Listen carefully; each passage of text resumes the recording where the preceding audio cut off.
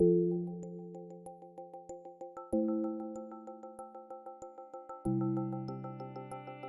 few years ago we started an API project and we wanted to have documentation for our API. So without really thinking about it, we started to use the Swagger annotation to generate documentation from the code.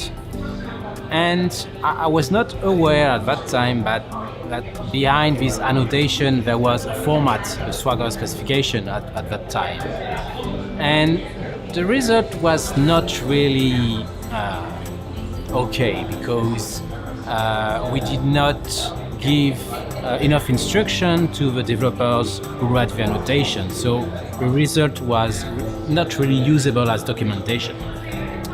And it was at that time that Swagger 2 came out with a new specification and the editor and the use of YAML. So we needed to update our documentation. It was really complex to do that because the documentation was in the code. So I started to play with the format by retrieving the existing generated documentation and convert it to Swagger 2. And I realized that it was really easy to parse and to manipulate.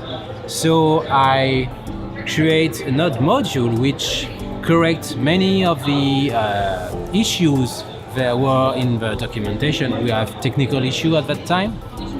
And that was what triggers my envy to work extensively with this format, because I had the sense at that time that we can do many things with that. And so we started by writing a specification with the Open API specification format. We plan to add some controls during design time just by parsing the specification to see if the newly designed API conforms to our guidelines, if the documentation is complete, if there are descriptions everywhere. So it was really step by step discovering new thing day after day, and I ended up writing a 10-part tutorial on my blog. But it's the most important thing with the Open API specification. It's that it's really simple. So you don't need really complex things to parse it and to do things with it.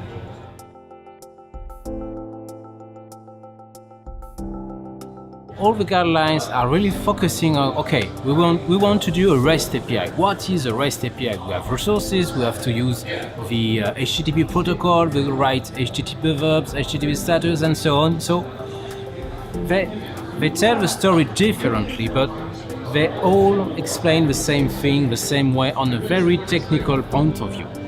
And it struck me now you ask this question, they do not talk about the real problem, how to see an API as offering functionality and not offering just resource with the HTTP protocol.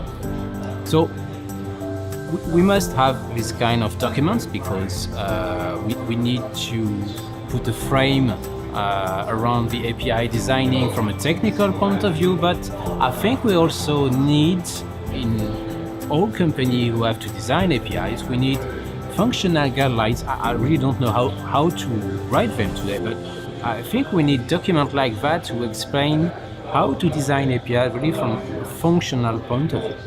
There are many books who speaks about that, but all these guidelines are really technical.